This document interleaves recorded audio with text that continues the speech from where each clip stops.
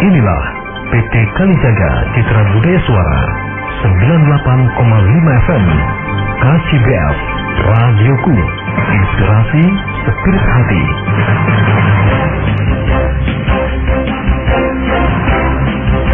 Religi, inspirasi,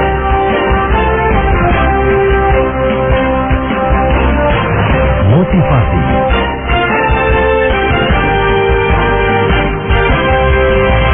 edukasi,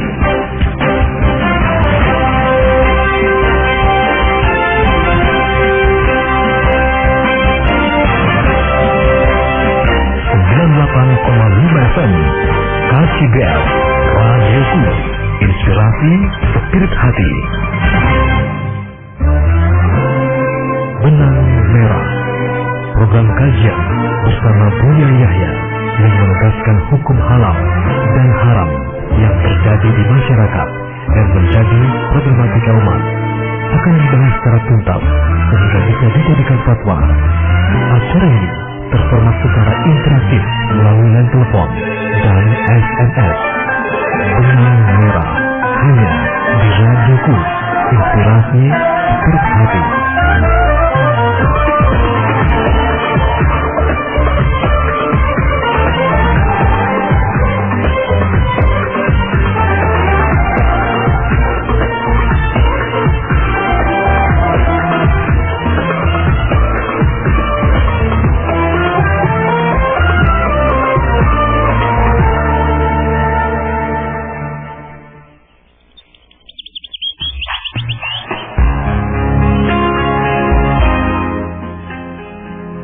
Assalamualaikum warahmatullahi wabarakatuh.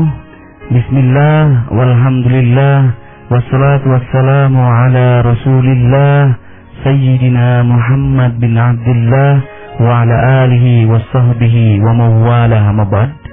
Selamat pagi sahabatku, apa kabar semua? Semoga sahabat dalam keadaan sehat walafiat dan dalam lindungan Allah subhanahu wa ta'ala. Amin, Allahumma amin.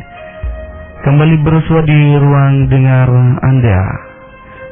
Kami Haji Ramadan bersama Kang Ozi di kesempatan pagi hari ini 98,5 Radio Inspirasi Spirit Hati pada hari Selasa tanggal 20 Muharram 1434 Hijriah 4 Desember 2012.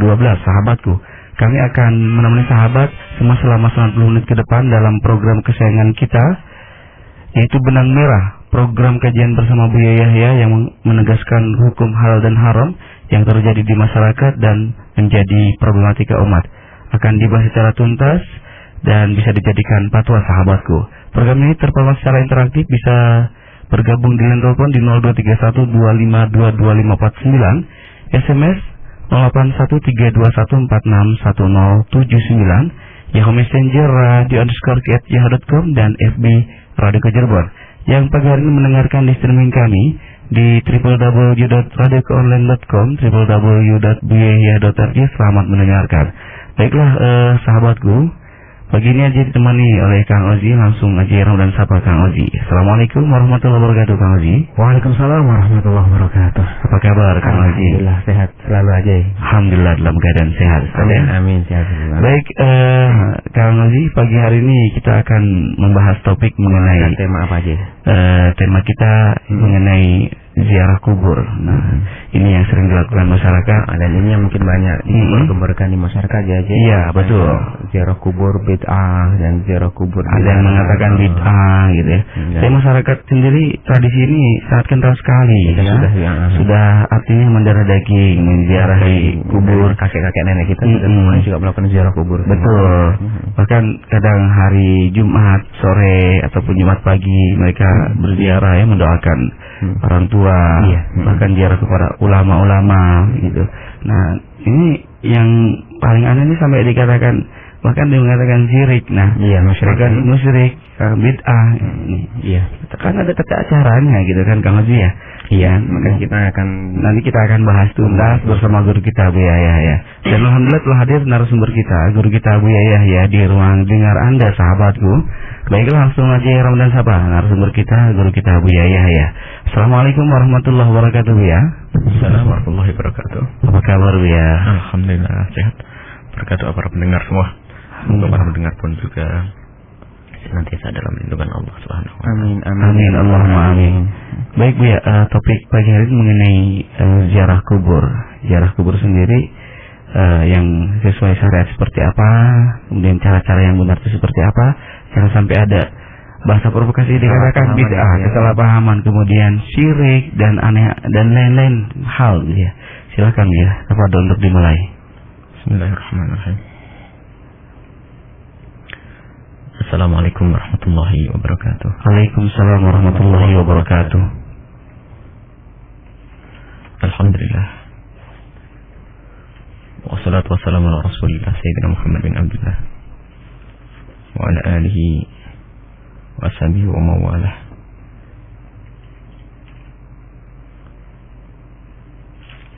Amma ba'du. Para pendengar dimanapun Anda berada, alhamdulillah, mari kita bersyukur kepada Allah atas karunia-Nya hingga pada pagi hari ini kita bisa melanjutkan silsilah kajian atau silsilah pembahasan tentang hal-hal yang perlu untuk dipertajam pemahaman kita akan hal-hal tersebut bukan karena ulama tidak pernah membahasnya. Ini jelas hanya ada sebagian orang yang tiba-tiba membuat atau menjelaskan hal ini dengan cara yang berbeda, dengan pemahaman yang berbeda, sehingga tidak jarang mereka itu membuat keresahan di masyarakat, yaitu masalah ziarah kubur. Kalau masalah ziarah kubur sudah sangat jelas, ziarah kubur adalah sunnah. Ziarah kubur adalah sunnah. Nabi Muhammad pernah melarang, kuntu nahaitukum an ziyaratil kuburi fazurha fa innaha tudzakirukumul akhirata. Aku pernah melarang kalian ziarah kubur. Maka melarang ziarah kubur ala fazurha, maka setelah itu ziarahilah. Jadi semula memang pernah ada larangan dari Nabi sallallahu alaihi wasallam, akan tapi setelah itu ziarah kubur menjadi diperkenankan oleh Nabi sallallahu alaihi wasallam. Nah, yang harus kita pahami bahwa kalau memang masalah ziarah kubur ini adalah sunnah, itu sudah merupakan kesepakatan para ulama. Tidak ada yang berbeda di dalam hal ini. Dan juga tidak ada beda apakah kubur itu ada di dalam kota atau di luar kota. Luar kota. Iya.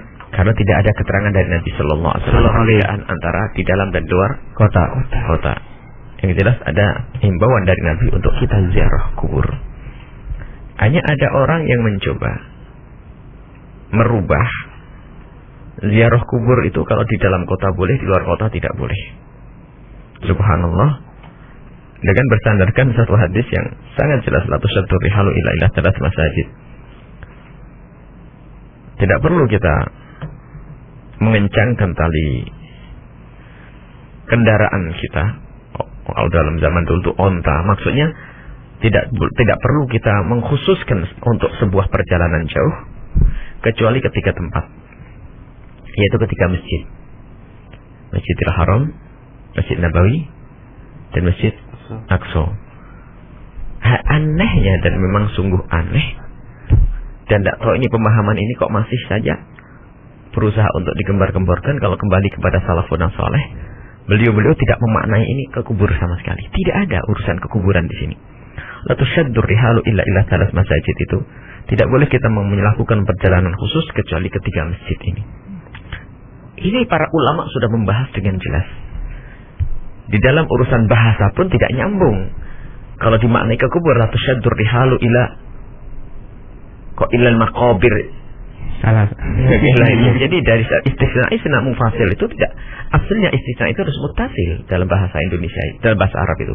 Istisna itu mutasil, mestinya apa? Antara yang dikecualikan dan yang dikeluarkan dan yang yang pengecualian. istisna dan mustasna minhunya, sesuatu yang mengecuali dan yang dikecualikan itu harus sama. Misalnya begini, la tushaddur rihalu ilal masajid illa ila la tushaddur rihalu ilal masajid illa ila thalathati masajid. Tidak boleh kita mengencangkan kendaraan, maksudnya melakukan perjalanan khusus ke masjid manapun kecuali ketiga masjid. Itu baru nyambung. Dan memang ulama paham semacam ini, bahwa tidak diperkenankan kita melakukan perjalanan khusus untuk menuju masjid hanya gara-gara nazar yang pernah kita nazarkan. Misalnya aku nazar sholat di masjid Istiqlal. Misalnya dari Jawa Timur, dari sini aku nazar sholat di masjid Ampel, Surabaya. Maka untuk memenuhi nazar ini tidak perlu kita pergi ke sana. Akan tetapi cukup dimanapun masjid kita bisa melakukannya.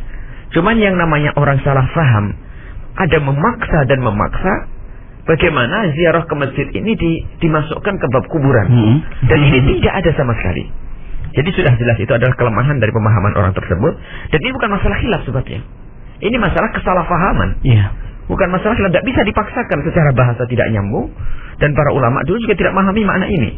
Jadi kalau ada orang memaksa, wahai kaum muslim, barangkali Anda di hadapan Anda ada selebaran yang dibagi-bagi, mengutuk orang ziarah kubur, hanya karena apalagi ziarah Nabi Shallallahu Alaihi Wasallam, sampai mengatakan haram ziarah Nabi Sallallahu Alaihi Wasallam. Bagaimana? Termasuk orang ziarah waris songo itu adalah haram. Karena apa? La tushaddu rihalu ila salat masajid. Jadi masjid itu dengan kuburan itu nyambung atau tidak? Tidak diperkenankan kita melakukan perjalanan ke kuburan kecuali ketiga masjid. Sekarang orang dalam berbahasa saja nggak nyambung, nggak kena ini. Tidak boleh kita melakukan perjalanan khusus keluar kota ke kuburan, kecuali ketiga masjidnya ketiga kuburan, bukan ketiga masjid. Tapi ini ketiga masjid berarti yang dikecualikan di situ adalah masjid juga. Tetapi yang namanya salah paham ya terus begitu beratur. Sudah dengan pemahaman yang salah, begitu kerasnya mengecam yang lainnya sampai mengharamkan mutlak ziarah kubur Nabi Sallallahu Alaihi Wasallam atau ziarah orang-orang soleh dan para wali. Tidak tahu dari mana pemahaman ini. Coba Anda cermati, wahai Anda yang paling rendah di dalam memahami bahasa Arab, yang pakai jurumiyah saja nahunya, ya. Anda bisa paham atau tidak? La tushaddu rihalu illa salas masjid. Tidak boleh kita melakukan satu perjalanan khusus kecuali ketiga masjid. Maksudnya perjalanan khusus ke masjid. Jadi kalau kita nazar sholat di masjid yang ada di Singapura sana, maka tidak perlu kita ke sana. Kita bisa sholat di masjid kita yang ada di tempat kita sendiri. Akan tapi kalau kita nazar untuk sholat di Masjidil Haram, kita harus ke Masjidil Haram, Masjidil Aqsa harus ke Masjidil Aqsa, ke Madinah harus ke Masjid Nabawi.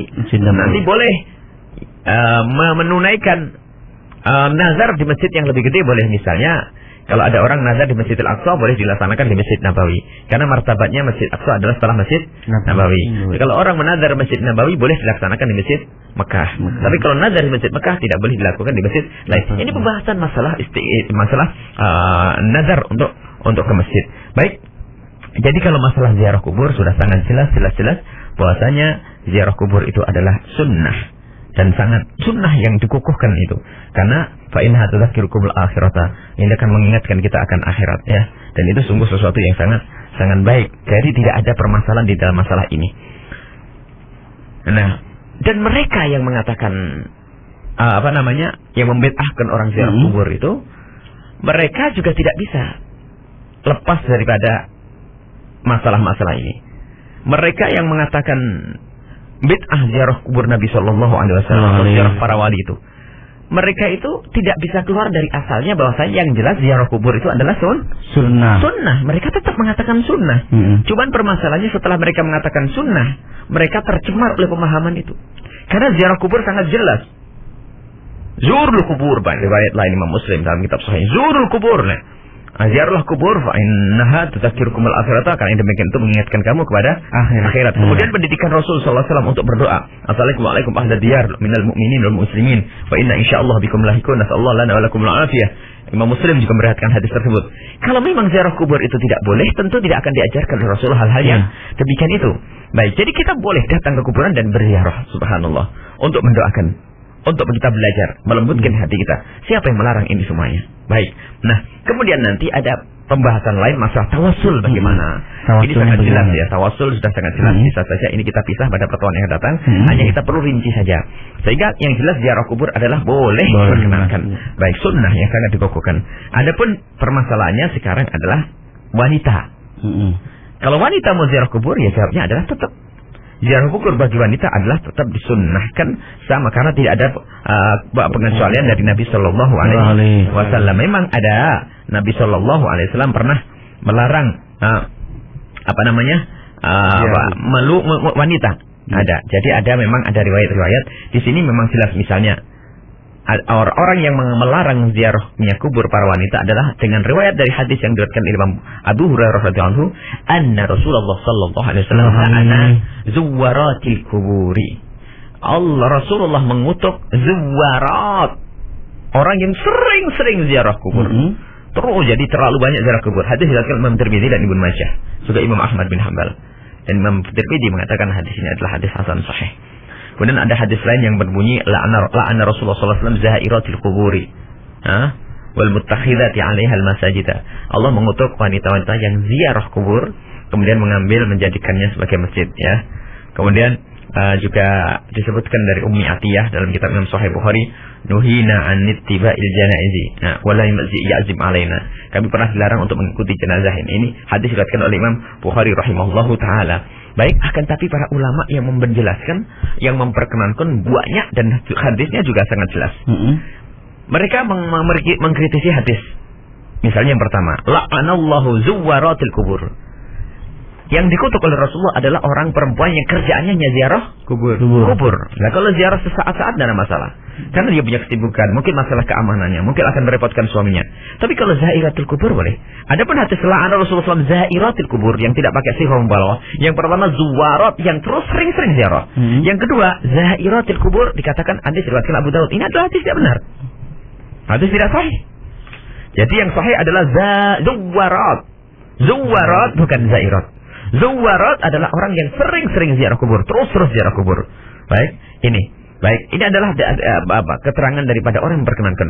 Adapun dalil-dalil yang memperkenankan ziarah kubur, wah, jelas banyak. Bagi wanita maksudnya, yang wanita ziarah kubur disebutkan dalam kitab Sahih Muslim, Nabi Shallallahu Alaihi Wasallam pernah mengajari Siti Aisyah. Waktu Siti Aisyah bertanya, kaifa aqulu lahum ya Rasulullah, bagaimana apa yang kita ucapkan di saat aku ziarah kubur kepada mereka itu ya Rasulullah. Rasulullah tidak mengatakan Aisyah haram, tidak. Tapi mengatakan kuli. Katakanlah wahai Aisyah, assalamu ala ahli diyari minal mu'minina wal muslimin, yarhamullahu al-mustaqdimina minal mustakhirin, wa inna insyaallah bikum lahikun. Ini disebutkan dalam kitab Sahih Muslim. Siti Aisyah bertanya kepada Rasulullah, apa yang aku baca? Bukan apa yang mereka baca.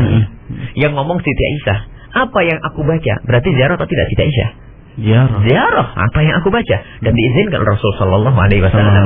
Kemudian hadis riwayat dari Sayyidina Anas bin Malik, dari Sayyidina Anas, Imam Bukhari dan Imam Muslim yang meriwayatkannya. Begitu bunyinya, marron Nabi Sallallahu Alaihi Wasallam lewat bimra'atin, seorang wanita tabki inda qabrin, menangis di kubur. Ada seorang wanita kelihatan di kubur dan menangis. Nabi Muhammad kemudian berkata, ittaqillah wasbiri, takutlah kepada Allah dan sabarnya. Faqalat ilaika anni, karena dia tidak kenal Nabi. Begitu kemudian tersinggung, pergi kau. Nabi Muhammad diusir. Innaka lam tusab bi musibati, engkau tidak merasakan musibahku. Dan perempuan ini tidak kenal Nabi. Setelah dikasih tahu kalau itu Nabi, langsung mencari ke tempatnya Nabi sallallahu alaihi wasallam. Kemudian salah satu Nabi Muhammad mengingatkan, sabar itu adalah di waktu yang pertama kali, di saat ada musibah pertama sabar baru benar.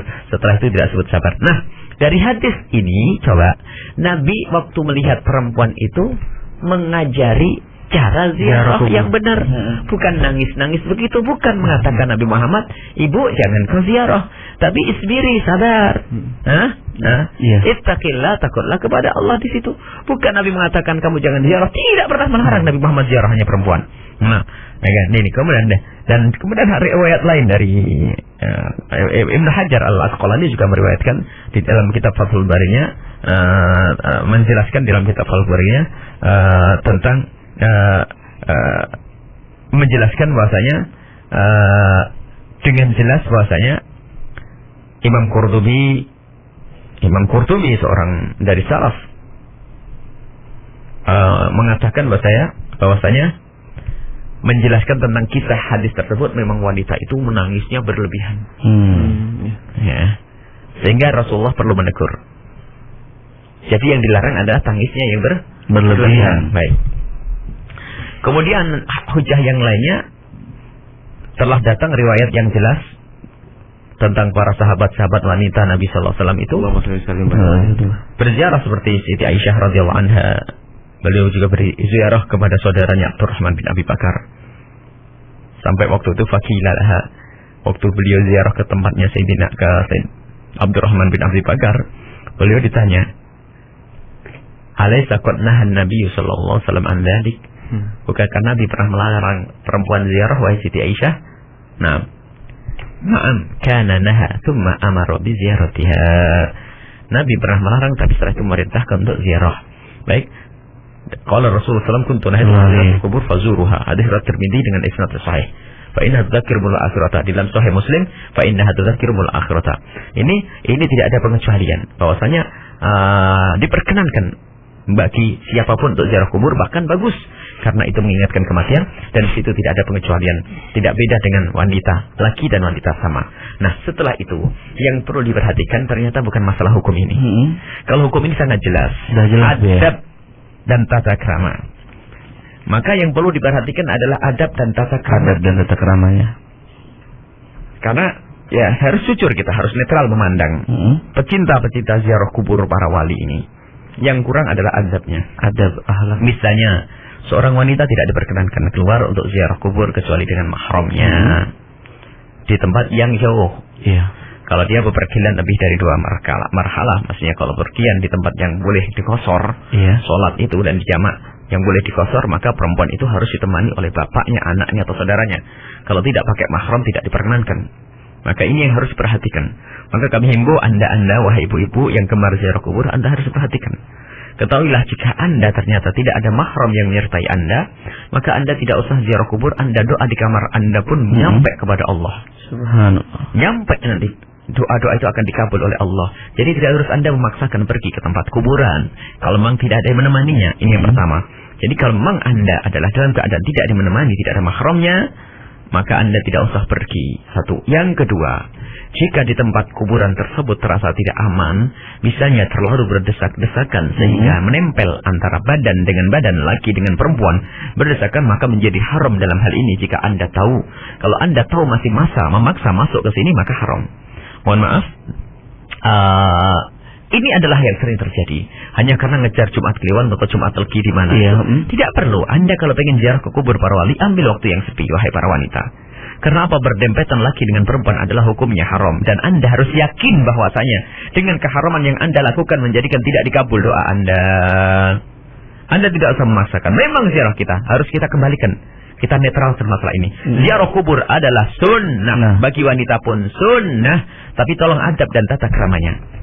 Dan di kubur pun anda harus punya adab, mohon maaf. Tidak pakai dandan yang berlebihan. Masih indah amnil fitnati. Di saat aman fitnah. Fitnah itu apa? Anda terganggu dan anda mengganggu. Mungkin anda termasuk orang yang dandanannya berlebihan. Maka anda tidak usah ke kubur. Adapun kalau anda ingin berdoa dari rumah anda sendiri pun akan nyampe, insya Allah. Jadi yang harus perhatikan tentang ziarah. Yang pertama masalah bepergiannya seorang wanita. Yang kedua adalah masalah adab di tempat kuburan tersebut. Yang kadang Masya Allah luar biasa berdesak-desakannya, dipikir itu menjadi sebab pengkabulan doa. Oh enggak, jika laki perempuan berdesakan seperti itu, maka itu menjadi haram. Kalau anda tahu kok masih masuk, maka akan mendapatkan dosa, dan karena dosa anda, maka justru tidak diterima doa-doa anda oleh Allah Subhanahu wa Ta'ala. Kelihatannya ini yang kami tekankan. Kalau masalah ziarah kubur sudah sangat jelas kepada orang-orang yang aneh. Jadi ziarah kuburnya wanita juga diperkenankan. Anda khususnya ziarah orang tua dan sebagainya. Jadi masalah ziarah kubur jangan merasa pusing lagi. Jadi sangat jelas hujjahnya. Para wanita anda pun boleh ziarah kubur wali dan ziarah Nabi sallallahu alaihi wasallam. Baiknya, akan tetapi ternyata yang diperlukan adalah adab dan tata krama. Jatuh tidak diperkenankan seorang wanita keluar ke tempat yang jauh kecuali dibarengi dengan mahram suaminya. Suami bukan mahram memang, tapi suami menemani, atau anaknya, atau bapaknya, atau saudaranya, atau keponakannya, atau pamannya, maka itu diperkenankan. Setelah itu, kemudian yang kedua adalah cara atau tempat yang kita ziarahi terhormat atau tidak terhormat. Kalau di situ banyak laki-laki yang mohon maaf matanya jelalatan dan sebagainya, juga Anda tidak perlu wahai wanita untuk tempat tersebut. Atau di situ berdesak-desakan, Anda tidak perlu. Akan tapi ternyata ini semua tidak pernah didengar oleh para wanita-wanita, dan ketahuilah Anda akan rugi jika Anda ziarah kubur dengan melanggar Allah. Bukan Anda dikabul doanya, malah justru Anda dijauhkan dari rahmat Allah Subhanahu wa taala. Dan itulah yang mendapatkan kutukan dari Nabi sallallahu alaihi wasallam. Wallahu a'lam bishawab. Baik Bu ya, terima kasih atas keterangan yang disampaikan. Kami jadi hukum ziarah kubur itu sudah bagi laki-laki maupun perempuan. Muakkadah yang ditekankan jadi untuk siapa saja, baik itu untuk laki-laki ataupun perempuan. Yang perlu diperhatikan itu etika adabnya ketika berziarah ataupun berpergian safarnya itu. Baik, dan nanti sahabatku ya, Anda yang mau bertanya di line telepon silakan menghubungi 0231252449 dan SMS 081321461079. Yang Messenger radio_ket.com dan FB Radio Cirebon. Terima kasih untuk sahabat rekan radio yang sudah mulai acara pagi hari ini di program Benang Merah. Ada Radio Azam 103,5 FM Karimun Kepulauan Riau, Radio Jalal Mustafa Lumajang Jawa Timur, Radio Madinatul Salam 90,9 FM Banjar Kalimantan Selatan, Radio MBS 107,7 FM Gresik, Radio MBS 107,9 FM Blitar, Radio Wadi 102 Bogor Sukabumi Sumedang, Radio Streaming Alif Lampung, Radio Panu 103,8 FM Pahuato Gorontalo Sulawesi, di Sulawesi sahabatku. Kemudian Rana Jingga Rangat Riau, radio di sana juga sudah mulai sahabatku. Dan silakan sahabat yang mulai acara ini silakan info kami ke Yahoo Messenger radio_ket.com untuk memberitahu bahwasanya Anda mulai acara pagi hari ini. Baiklah sahabatku, sebelum buka sesi tanya jawab kami harus break terlebih dahulu, dan sahabatku jangan kemana-mana, tetap di Radio Inspirasi Spirit Hati.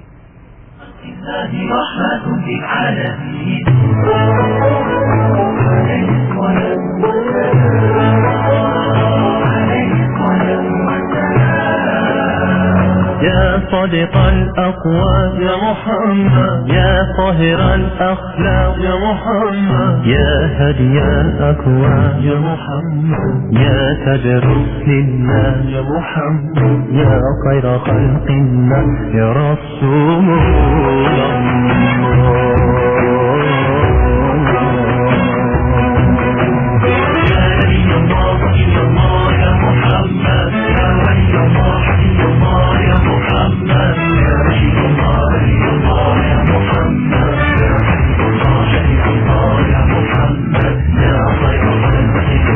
يا رسول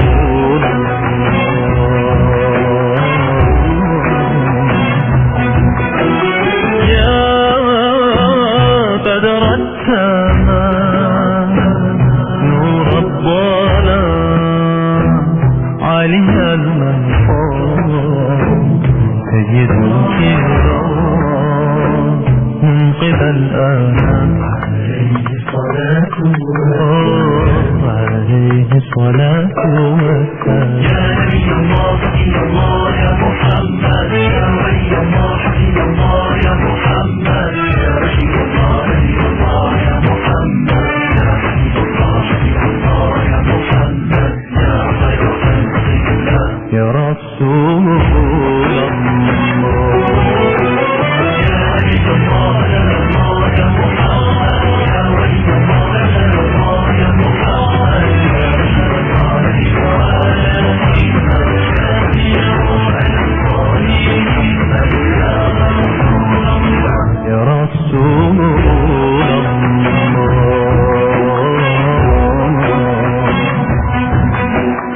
يا نبي الله ولي الله محمد، يا حبيب الله نبي الله محمد، يا ختام الأنبياء يا رسول الله.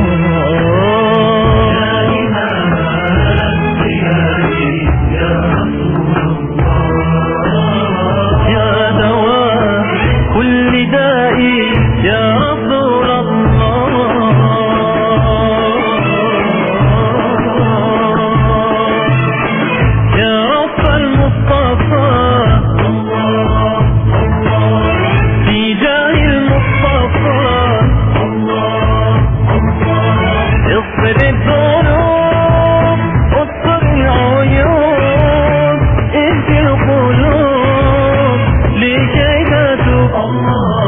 ضاعت الثواب جمل الكتاب أبعد العذاب يوم الحساب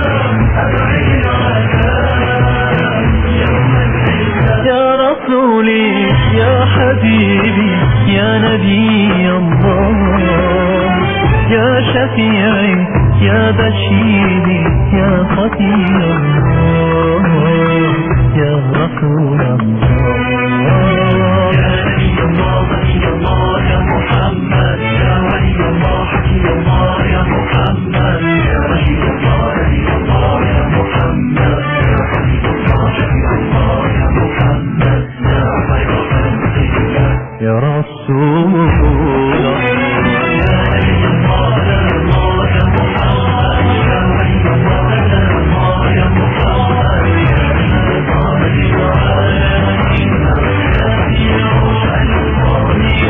الله يا رسول الله يا رسول الله Radioku.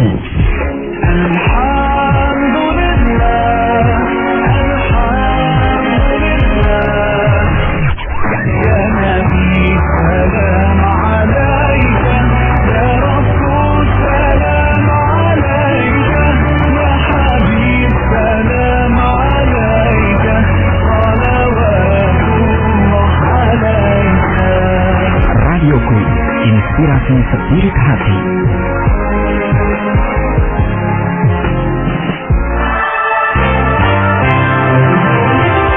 Alhamdulillahirrabbilalamin. Telah hadir SD ITA Al-Bahjah, Sekolah Dasar Islam Tahfiz Al-Quran Al-Bahjah. Sekolah dasar dengan metode terbaru yang mengedepankan pembinaan akhlak dan tahfizul Quran. Visi terbentuknya generasi yang bertakwa, tekun, agamis, Qurani, wawasan luas, dan berakhlakul karimah. Misi membina peserta didik dalam membangun akidah yang sesuai dengan Al-Quran dan Sunnah Nabi Muhammad SAW. Membentuk peserta didik agar mencintai dan mengamalkan Al-Quran dan Sunnah Nabi SAW. Mengembangkan kemahiran membaca, menulis, dan menghafalkan Al-Quran dengan target hafalan 15 juz. Mengoptimalkan kompetensi peserta didik dengan kegiatan pembelajaran yang memadukan nilai-nilai Islami, ilmu pengetahuan, dan teknologi. Mempersiapkan generasi yang berakhlak mulia. Fasilitas antar jemput, catering, masjid, laboratorium, multimedia tahfidz, UKS, dan sarana bermain. SD ITA Al-Bahjah menerima siswa-siswi baru tahun pelajaran 2013-2014. Hari belajar Senin hingga Jumat full day school. Tersedia pula boarding school dan menerima siswa pindahan.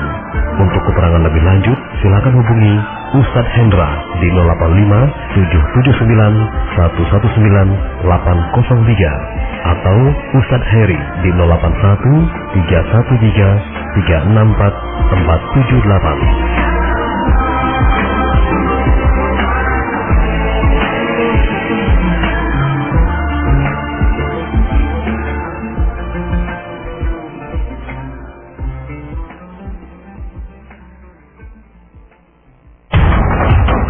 Info terbaru dari Al-Bahjah Tour and Travel. Al-Bahjah Tour and Travel.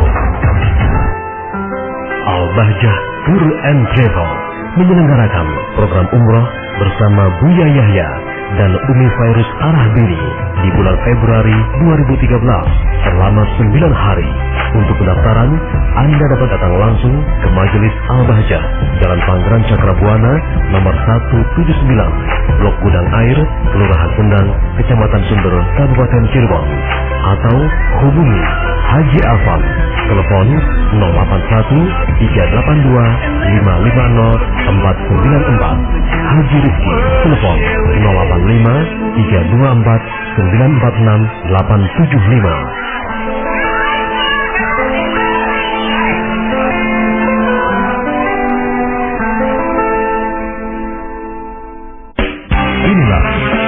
Kalijaga Citra Budaya Suara.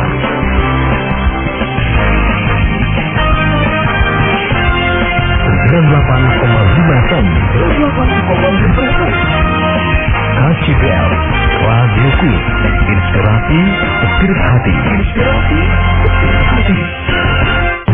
Dapatkan koleksi VCD dakwah terbaru Buya Yahya dengan judul Hidup Indah Bersama Rasulullah. Dialog ilmiah membahas tawasul dan ziarah kubur agar warisan menjadi barokah. Mencari cinta di balik kisah Isra dan Mi'raj Nabi Muhammad Sallallahu Alaihi Wasallam. Membahas tuntas akidah Syiah, mengenal bid'ah pemecah belah umat, mengenal apa dan siapa salaf dan salafi. Benarkah Ahmadiyah keluar dari Islam? Dan masih banyak lagi. Dapatkan sekarang juga koleksi VCD dakwah terbaru Buya Yahya di Sekretariat Jalan Pangeran Cakrabuana nomor 179 Blok Gudang Air Sendang, Sumber, Cirebon, atau hubungi 0231 333 8967 atau 081 615 670 212. Inilah informasi pengajian rutin bersama Buya Yahya, pengasuh Pondok Pesantren Al-Bahjah Cirebon. Untuk kajian kitab Riyadhus Shalihin dan Tajwidus Sore, ikuti setiap Ahad pagi jam 6.30 sampai dengan jam 8 di Majelis Al-Bahjah Sendang, Sumber, Cirebon. Belajar bareng bersama Buya Yahya dan Umi. Ikuti setiap Senin pagi jam 5.30 sampai dengan jam 7 di Radioku, Inspirasi Spirit Hati. Kajian kitab Al-Hikam ikuti setiap malam Selasa jam 20 sampai dengan jam 21.30 di Masjid At-Taqwa Cirebon.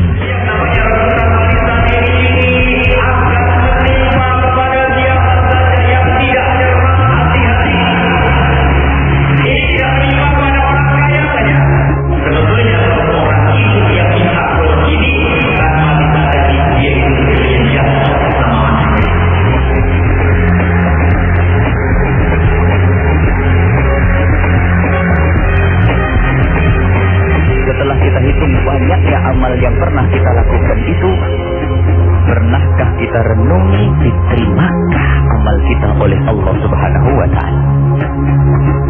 Jadi yang namanya riya itu masuk ke hati seseorang itu lebih lembut dari langkah kaki semut hitam yang berjalan di kegelapan malam di atas batu hitam. Ikuti pula Hidup Indah bersama Buya Yahya. Saksikan setiap Kamis malam Jumat jam 20 sampai dengan 22 di Cirebon TV. Panji Asar bersama Buya Yahya setiap Ahad jam 16 sampai dengan 17.30 di Radio Wadi Kuningan, Radio Keluarga Muslim. Untuk kajian tafsir, ikuti setiap Sabtu pagi jam 6.30 sampai dengan jam 8 di Majelis Al-Bahjah Sendang, Sumber, Cirebon. Dan kajian kitab Minhajul Abidin ikuti setiap malam Ahad jam 20 sampai dengan jam 21.30 di Masjid Raya Al-Mustaqim, Wuru, Pleret, Cirebon.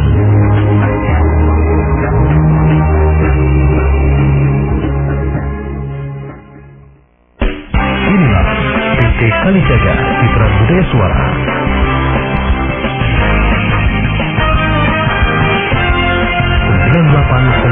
FM. KCPL Radioku, Inspirasi Spirit Hati. Tapi betapa gampangnya Allah Subhanahu wa Ta'ala mampukan doa pada saat itu. Sanggut Mentari Adalah seperti kita mengasih uang receh kepada miskin yang dimana itu. Kira-kira gampang Pak? Sangat mudah sekali.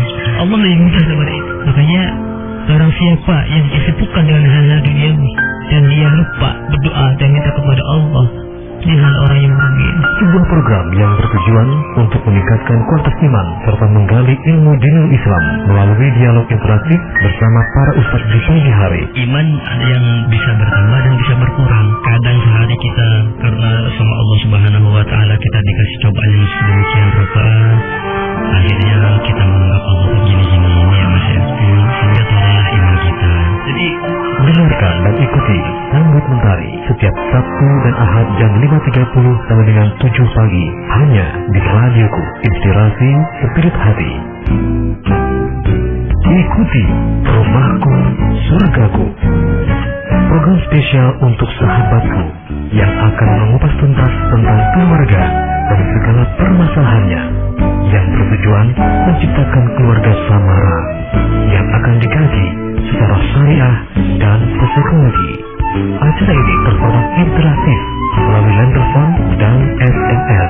Jadi memang seorang wanita secara umum, Bunda ya, secara umum itu ingin mempunyai suami itu lebih, dia pun dari sebagian yang lebih tinggi dari dia.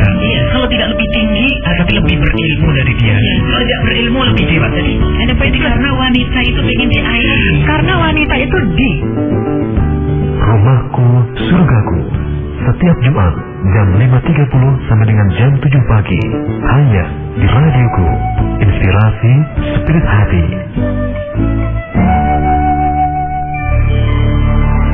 Tuhan tidak akan pernah merubah nasib suatu kaum sehingga mereka melakukan perubahan apa yang ada pada dirinya masing-masing. Perubahan adalah sesuatu yang pasti. Karena itu, pastikan Anda tidak berada di dalam zona nyaman, karena kelak Anda akan terlindas oleh perubahan zaman. Saya akan memberikan bagaimana cara merubah diri kita menuju kehidupan yang jauh lebih baik. Sebab jika kita tidak merubah apa yang ada pada diri kita, maka sejatinya kita tidak akan bisa merubah apapun.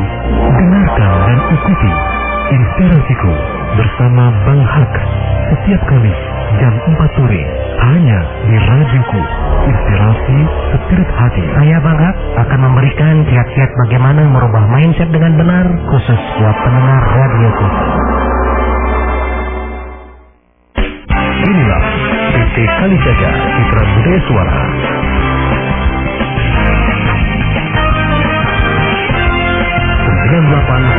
FM KCBL Radioku, Inspirasi Spirit Hati. Inspirasi Spirit Hati.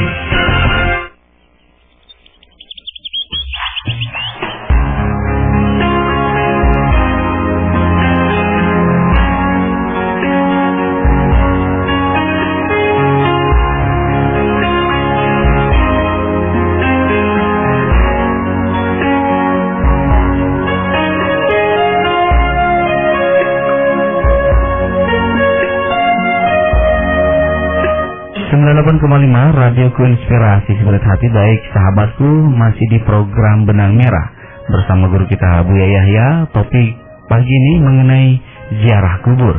Dan untuk radio-radio yang berlain, terima kasih ada Radio Azam 103,5 FM Karimun Kepulauan Riau, Radio Darul Mustafa Lumajang, Radio Madinatus Salam 90,9 FM Banjar Kalimantan Selatan, Radio MBS 107,7 FM Gresik, Radio MBS 107,9 FM Blitar, Radio Wadi 102 FM Bogor, Sukabumi, Sumedang, Radio Streaming Alif Lampung, Radio Panuato 103,8 FM Pahuato Gorontalo, Sulawesi, dan Radio Rana Jingga Rengat Riau, sahabatku. Baik, dan Kang Ozi, tadi guru kita sudah menerangkan mengenai ziarah kubur. Sudah jelas ya, hukumnya sunnah muakkadah, dan bagi laki-laki maupun perempuan. Akan tetapi sunahkan dan menjaga adab-adabnya ya. Iya betul, adabnya, bepergiannya. Ketika berziarahnya juga tidak berdesak-desak antara laki-laki dan perempuan gitu kan. Nah, ini akan mendatangkan bukan mendapatkan ridhonya Allah, bahkan doanya bisa tertolak ini karena melanggar syariat. Maksiat ya dia. Iya, bermaksiat kepada Allah Subhanahu wa taala. Bahkan kalau memang kondisi itu memungkinkan bakal melanggar Allah Subhanahu wa taala, lebih baik doa di rumah sampai ya. Doanya akan sampai. Baik, dan kita langsung ke tanya jawab Ustaz. Karena dia yang sudah bergabung di line telepon di 023125225549 Kang Zi. Baik, kami sapa. Baik, silakan sahabatku ya menghubungi kembali di 023125225549. Halo, assalamualaikum. Waalaikumsalam warahmatullahi wabarakatuh. Iya, pas ya. Allah. Ala Sayyidina Muhammad wa ala Sayyidina Muhammad.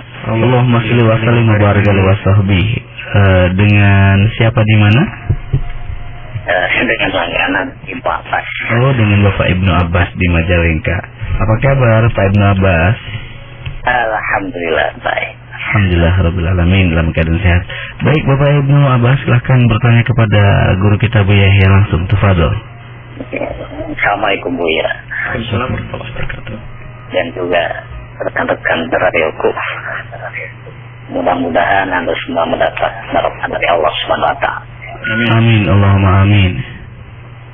Maaf Buya, mau tanya di luar tema. Dalam berdoa apa boleh ditambahkan di samping mengucap ya Allah, ya Rasulullah begitu. Kemudian bagaimana caranya supaya bisa bermimpi bertemu Rasulullah.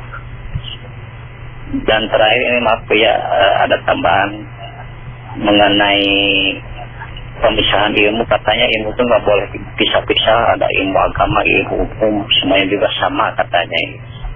Bahkan saya pernah mendengar di satu radio, dia mengecam Imam Ghazali, kok kenapa ada Ihya Ulumuddin, katanya. Ya Allah, semuanya orang berani banget. Oleh karena itu saya mohon penjelasan dari Buya, termasuk ulama juga. Katanya ulama itu tidak hanya ulama agama saja, ulama umum juga sama, jadi nggak boleh dipilah-pilah katanya. Nah ini mohon penjelasan dari Buya. Terima kasih. Wassalamualaikum. Waalaikumsalam wabarakatuh. Baik, terima kasih Bapak Ibnu Abbas. Dan satu penelpon kembali, satu pertanyaan saja ketika bertanya di line telepon, karena SMS juga sudah banyak, Yahoo Messenger, FB Radioku juga sudah pertanyaan masuk ke kami begitu banyak. Subhanallah ya. Baik, di line telepon di 023125225549. Halo, assalamualaikum. Waalaikumsalam warahmatullahi wabarakatuh. Allahumma salli ala Sayyidina Muhammad wa ala ali Sayyidina Muhammad. Allahumma salli wa sahbihi. Dengan siapa di mana? Dengan Abdullah di Plumbon. Abdullah di Plumbon. Silahkan bertanya kepada guru kita Bu Yahya. Assalamualaikum warahmatullahi wabarakatuh. Waalaikumsalam warahmatullahi wabarakatuh. Begini Buya, apa hukumnya merokok? Tapi alhamdulillah saya tidak merokok, tapi di toko saya menjual rokok. Itu gimana hukum menjualnya juga?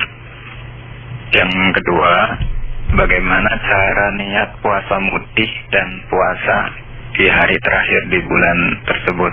Baik, itu pertanyaan. Assalamualaikum warahmatullahi wabarakatuh. Waalaikumsalam wabarakatuh. Baik, dengan Abdul di Plumbon, terima kasih. Baik, cukup dua pertanyaan di line telepon.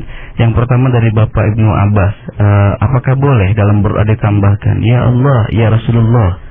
Itu ya pertanyaan pertama. Kedua, kemudian bagaimana agar satu-satu? Di dalam urusan berdoa, sesungguhnya hanya kepada Allah. Artinya kalau kita mohon kata tetap pada ya Allah, kabulkan hajatku, ya Allah, berikan kepadaku. Itu saja. Adapun dengan Rasulullah SAW ada syubhat. Bukan mutlak dilarang, asalkan iman kukuh. Karena Ibnu Katsir sendiri meriwayatkan tentang mentafsiri tentang wala annahum idzalamu anfusahum ja'uka fastaghfirullah wastaghfirlahumur rasul wajadullah tawwabar rahim. Di situ menceritakan tentang seorang yang datang ke kuburan dan berkata, ya Rasulullah istasqi li ummatik, ya Rasulullah istasqi. Dia meminta kepada Rasul untuk minta kepada Allah. Jadi kalau kita berdoa kepada Rasul tidak diperkenankan. Nanti ada syubhat, bahkan tidak heran, tidak jauh jika dikatakan itu sesuatu kesalahan. Sebab kalau masalah syirik lain ya, sebab tidak minta hakiki kok ya. Akan tapi jelas salah kalau memang mengatakan ya Rasulullah berikan kepadaku ini misalnya begitu. Kecuali harus dimaknai, dan ini perlu pemahaman. Artinya lebih baik dihindari. Kita tidak berani mengatakan mutlak salah. Karena apa? Bisa mengatakan ya Rasulullah, karena boleh memanggil Rasulullah itu boleh. Ada riwayat begitu. Bahkan dalam hadis Imam Ahmad sendiri meriwayatkan tentang satu orang yang kehilangan kendaraannya. Di situ Rasulullah mengajarkan panggillah orang-orang yang kau cintai. Akhirnya menggol ya Rasulullah. Jadi boleh kita menyebut Rasulullah SAW setelah beliau meninggal, dan itu menyeru Nabi. Jadi tapi bukan maknanya berdoa kepada Nabi, bukan meminta kepada Nabi. Maka dari itu, untuk menghindari daripada dituduh oleh sebagian orang, karena memang itu harus kembali kepada niat kau ya Rasulullah. Tidak boleh itu, ya Rasulullah kabulkan hajatku ya Rasulullah. Tidak ada yang demikian. Tidak. Tapi hanya kepada Allah Subhanahu wa ta'ala. Maka lebih tidak usah diberi ditambah ya Allah ya Rasulullah, karena Allah bukan Rasulullah, kan begitu. Ya Allah kabulkan hajatku. Baru nanti istilah menyeru pada Rasulullah Assalamualaikum ya Rasulullah, itu lain cerita. Jadi jangan digabungkan antara ya Allah dan ya Rasulullah di dalam berdoa. Karena itu ada subhat misalnya. Padahal sesungguhnya dia tidak bisa saja tabarruk dengan menyeru Rasulullah, bukan meminta kepada Rasulullah. Misalnya dimintanya kepada Allah, akan tadi mengambil berkah dari menyebut Rasulullah SAW, atau latah dia menyebut Rasulullah. Mungkin karena saking cintanya. Itu latah, akan tapi dia sebenarnya tidak minta ke Rasulullah SAW. Maka selagi dalam keadaan sadar, dihindari saja, mintalah kepada Allah saja. Tidak menyebut ya Rasulullah di saat dibarengi dengan ya Allah. Baik, Bu ya. Kemudian yang kedua, kiat agar mimpi bersama Rasulullah itu. Subhanallah, mimpi itu bukan disengaja begitu. Orang amal baik, banyak sholawat dekat Rasulullah, nanti akan mimpi Rasulullah SAW. Memang banyak ijazah-ijazah yang diberikan para ulama dan sebagainya. Akan tapi ketahuilah, mimpi Rasulullah itu sesuatu yang sangat mahal. Artinya apa? Justru dusta kalau orang ngobrol ketemu mimpi Rasulullah. Orang ulama dulu tuh kalau mimpi ketemu Rasulullah itu diam, tidak diceritakan siapa-siapa. Hanya tiba-tiba dia menjual hartanya separuh, disedekahkan untuk mensyukuri karena dia ketemu Rasulullah. Ini ada orang dikit-dikit ketemu Rasulullah. Seminggu sekali saya ketemu Rasulullah. Masya Allah. Ini jadi tidak mudah ini. Maka ditanda dusta semacam itu. Karena apa? Para ulama dahulu itu kalau mimpi Rasulullah itu justru disembunyikan. Karena apa itu? Antara dia dengan Rasulullah Sallallahu Alaihi Wasallam. Sekarang ada orang itu, biarpun kelihatannya model kayak apapun, hati-hati dengan orang yang dikit-dikit ketemu Rasulullah. Yang menjadikan orang itu benar dia ketemu Rasulullah tentunya perilaku. Anda membaca salawat apapun, insya Allah menjadikan sebab Anda bisa ketemu Rasulullah, bermimpi Rasulullah Sallallahu Alaihi Wasallam. Macam-macam, ada orang Allah Sallallahu Alaihi Muhammad Sallallahu Alaihi Wasallam dibaca sampai tertidur ini. Ada yang membaca bertah ya man sara dhaifu man awafa arraqani wal hubbu ya'taridul ladzati bit amin, dibaca sampai tertidur bisa menjadi sebab ketemu Nabi Sallallahu Alaihi Wasallam. Tapi tidak serta-merta dengan itu, pasti dari sebelumnya dia sudah rindu ke Rasulullah dengan banyak baca salawat kepada Rasulullah Sallallahu Alaihi Wasallam. Dan nanti akan ketemu dalam mimpi, dan mimpi ketemu Rasulullah benar. Man ra'ani fil manam sawfa yarani fil yaqdati fa inna syaitana yatamassalu bi. Baik, itu saja. Baik. Kemudian yang ketiga, Bu ya, seperti yang memisahkan ilmu itu ada bagian ilmu, masalah ilmu, kemudian bukan memisahkan. Memang ilmu itu berbeda. Yang tidak boleh dipisahkan adalah niatnya. Nah, kalau ada orang mengatakan sama saja, ya tidak sama dong. Ilmu agama adalah ilmu akhirat, kan begitu. Ilmu dunia itu baru menjadi akhirat kalau digunakan untuk mendukung akhirat. Harus ada perbedaan, tapi niat yang tidak boleh beda. Niatnya karena Allah. Anda mengambil ilmu kedokteran karena Allah, baru nanti ilmu kedokteran Anda punya nilai akhirat. Kalau biasanya itu kesombongan saja mengatakan, mungkin yang memisahkan kadang kesombongan, memisahkan dalam arti tidak mau menerima umum. Yang penting adalah ilmu akhirat saja. Jadi nggak perlu umum. Nah, kayaknya yang umum pun tersinggung. Sama saja. Nah, ya kan? Tidak boleh ada kesombongan di sini. Waliullah bisa saja seorang dokter, seorang insinyur, seorang pakar atom yang kacamatanya tebal hanya di laboratorium saja, tapi yang dipikirkan adalah umat Nabi Sallallahu Alaihi Wasallam. Jadi yang menjadikan tidak beda adalah niatnya. Jadi niatnya karena Allah, ingin dapat kemuliaan di hadapan Allah Subhanahu Wa Taala. Akan tapi itu secara umum. Tapi secara individu dan pribadi, maka ketahuilah ilmu agama nomor satu, karena itu berkenaan dengan fardu ain. Salat Anda dan sebagainya. Ya sangat beda dong urusan salat dengan urusan pertanian. Tidak nyambung. Marah ilmu pertanian dengan ilmu sholat, mana yang pasti ilmu sholat dulu, karena sholat berkenaan dengan kewajiban pribadi yang harus dilaksanakan itu. Sebab apa? Sholat dibebankan kepada Anda. Kalau pertanian, Anda tidak bertani, masih ada orang bertani yang lain. Tapi kalau sholat pribadi, ya beda dong. Maka kalau itu kesombongan saja kalau mengatakan beda semua saja. Biasanya itu orang umum yang ngomong kayak gitu. Tapi sisi lain orang agama mengatakan agama ini jadi kesombongan. Yang agama sok, yang umum sok, akhirnya sok-sokan semuanya. Akhirnya nggak karu-karuan. Semuanya perlu tawadhu, wahai kaum muslimin. Perlu ketawaduan. Jadi semua ilmu kalau kita arahkan untuk Allah akan punya makna akhir ukhrawi. Baik, ya, terima kasih. Ada orang mencaci Imam Ghazali. Sebab gini loh ya, kalau ada kambing kecil, lalu dia dengan semangatnya yang tinggi, aku ingin menghancurkan gunung Cermai kiri, gitu lah. Itu, tahu burung sermai kiri? Ya biarin dong kambing kecil ya, bodoh mati itu nanti mengganggu. Nah, orang kemarin sore orang ngoblokin Imam Ghazali. Ya lebih goblok. Siapa yang tahu Imam Ghazali? Imam Ghazali orang saja bingung kok mikir. Bukan mikir ilmunya Imam Ghazali. Mikir kok Imam Ghazali bisa nulis ini falsafah Isa ini bisa. Orang mikir Imam Ghazali kok orang goblokin Imam Ghazali ini. Ya itu kayak kambing kecil nyundang gunung. Itu ya biarin loh. Kok ngurusi kambing? Ya bilang ini kambing sakit yang namanya kambing. Sudah. Kok bingung deh. Jadi kalau ada orang menyalahkan Imam Ghazali, kritik Imam Ghazali dan sebagainya, itu orang sakit. Orang dulu memang ada seperti Imam Zainuddin Al-Iraqi, tapi tidak mencaci. Waktu mentasih hadis mengeluarkan hadis takhrij hadisnya Imam Ghazali rahimahullah taala. Beliau menemukan beberapa hadis di kitab Ihya adalah hadis yang misalnya hadis yang tidak ala aslahu, tapi tetap beradab, bukan mengatakan Ghazali goblok hadis begini kok dimasukkan. Enggak ada begitu. Mereka penuh dengan adab. Tapi ini orang kemarin sore memang dasar pendidikannya itu memang biasanya gurunya suka mencaci maki itu. Lidahnya tuh lidah gatal ada ulatnya. Tajam. Baik Bu ya, terima kasih atas jawabannya. Dan berikutnya ada sahabat Abdullah di Pelungguan. Yang pertama menanyakan hukum merokok dan menjual merokoknya. Ini bagaimana? Karena menjual rokok katanya. Sebetulnya fasalu ahli dzikri in kuntum la ta'lamun ya. Lihat, seorang mujtahid di dalam mencetuskan hukum itu tentunya harus tahu semuanya. Sehingga mujtahid zaman dulu itu di samping mengerti ilmu agama, juga mengerti ilmu-ilmu yang lainnya. Termasuk Imam Syafi'i sendiri sangat mengerti ilmu kesehatan dan lain sebagainya. Maka seorang kiai zaman sekarang tidak bisa mengambil fatwa kecuali minta bantuan yang lain. Nah, jika itu berkenaan dengan keselamatan di jalan harus berurusan dengan orang jalan. Jika berkenaan dengan kesehatan harus bertanya kepada dokter yang ahli. Jadi tidak sah fatwanya seorang ulama jika berkenaan dengan kedokteran jika tidak disertai oleh dokter. Ini sama sekali karena fasalu ahla dzikri. Jadi kalau saya berfatwa tentang satu hal yang ada sangkut pautnya dengan medis, kalau saya tidak tanya dulu ke medis atau tidak pakai referensi medis, maka saya dusta dan bohong karena saya tidak ngerti ilmu kedokteran. Jadi ini maka menghormati takhasus spesialisasi ini penting untuk digabungkan dalam satu kesimpulan bahwa inilah hukumnya. Itu sebetulnya begitu.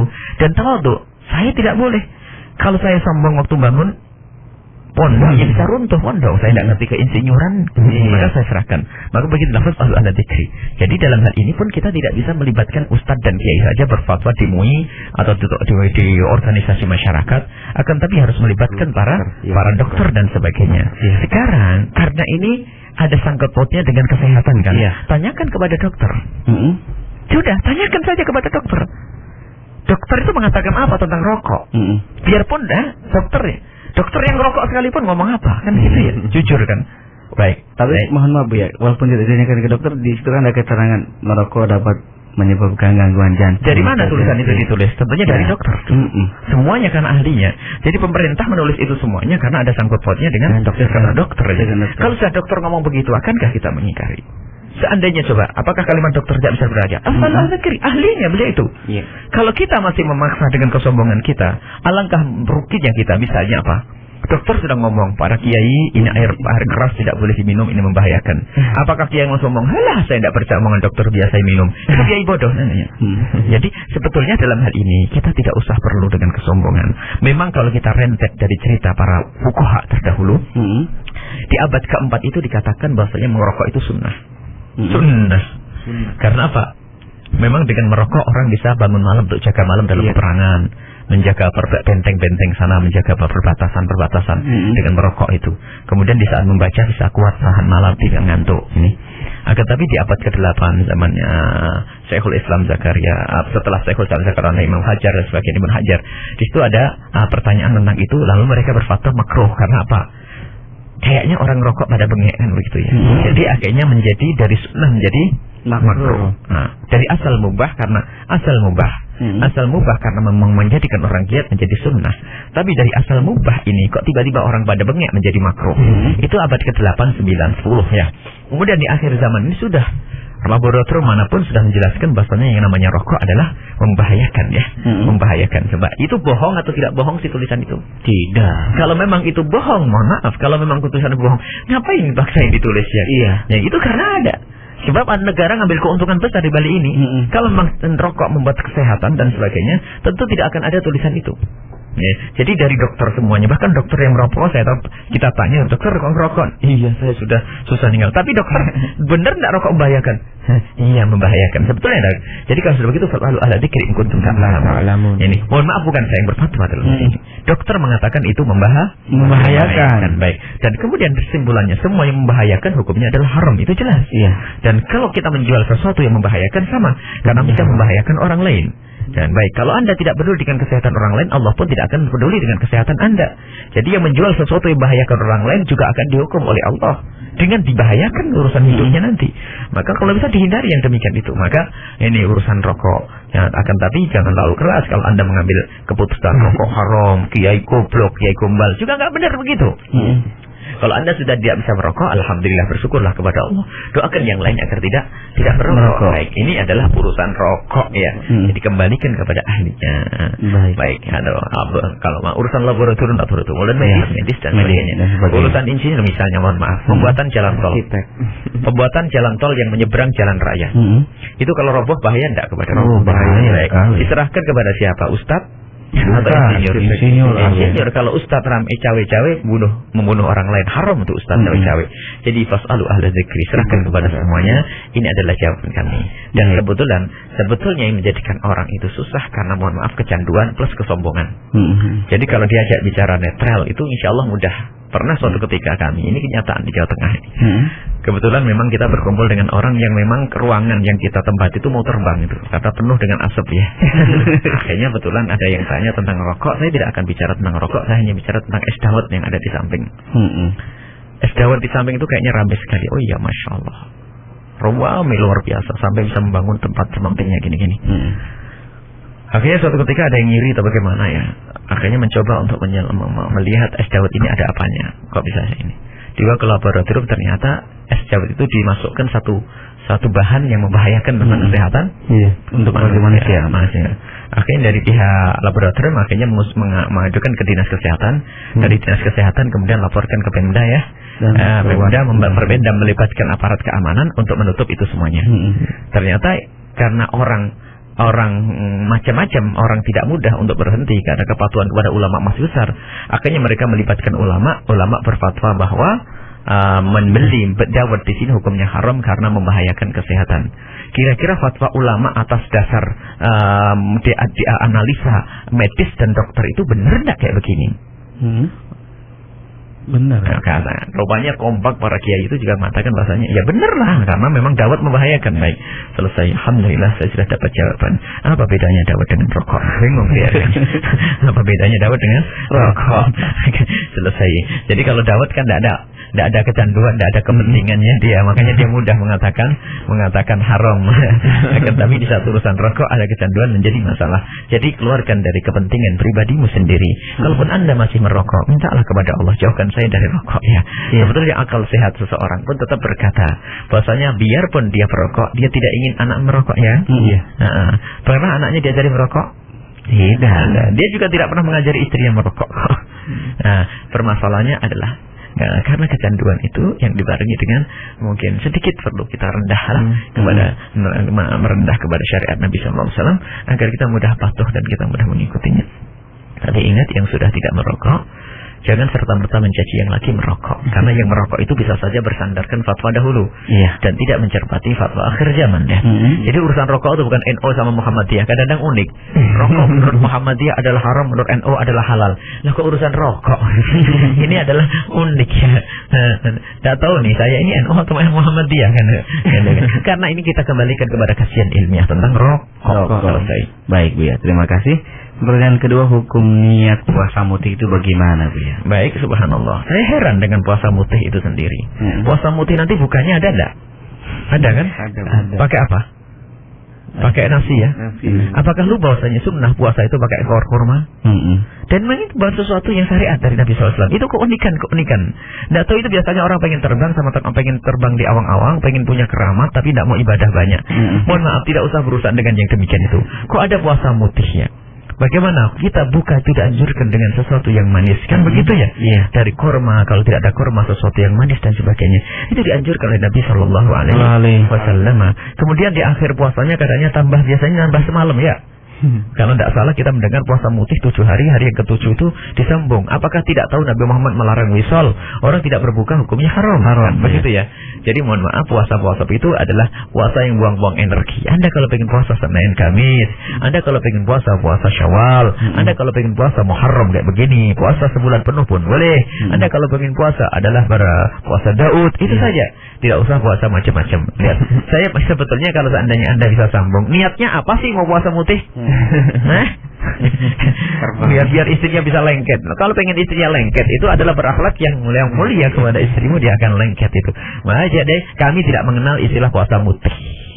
Baik, kami tidak pernah. Memang, kita pernah membaca buku-buku hikmah puasa mutih dan sebagainya. Cuman kita belajar syariat. Kita belajar syariat di dalam urusan berpuasa itu wajar. Nabi Muhammad juga makan dagingnya. Nabi Muhammad ini makan aja. Puasa adalah sunnah. Tapi kalau sudah puasa, memang memerangi hawa nafsu dulu pernah ada. Memerangi hawa nafsu, misalnya ada orang berjanji tidak memakan daging. Kenapa? Itu namanya memerangi hawa nafsu. Karena daging itu sangat menggoda.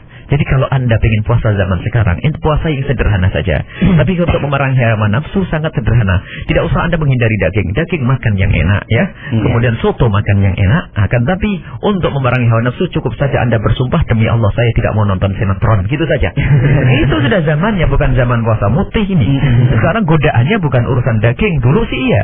Orang untuk mengekang hawa nafsu ada tidak mengikut hawa nafsu, sehingga dalam urusan makan dibatasi. Bagus. Itu pada zamannya. Sekarang bagaimana sambil puasa mutih nonton sinetron, film dan sebagainya. Jadi zaman sekarang tirakat kita adalah tirakat menjaga mata kita dari melihat sesuatu yang diharamkan oleh Allah Subhanahu wa taala. Baik Bu ya. Terima kasih atas jawabannya. Untuk line telepon cukup. Mohon maaf ya, karena pertanyaan di Yahoo Messenger, FB Radio Cirebon juga begitu banyak, SMS yang belum kami sapa. Baik, ada pertanyaan dari Jawa Timur, Muhammad Zainuddin Iskandar. Assalamualaikum warahmatullahi wabarakatuh. Sallu ala Nabi Muhammad sallallahu alaihi wasallam.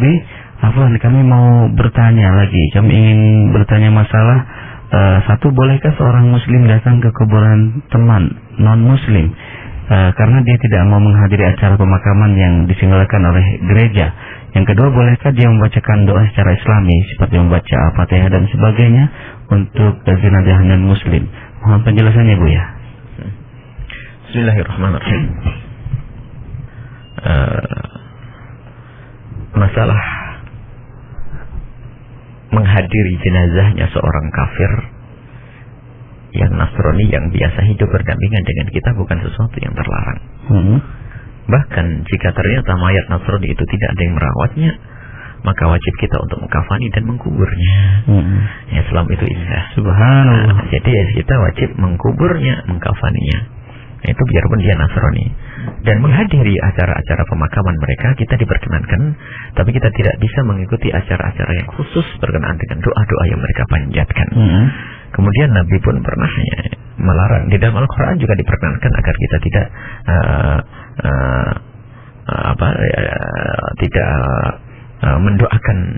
mendoakan orang-orang yang telah meninggal dunia dalam keadaan kafir.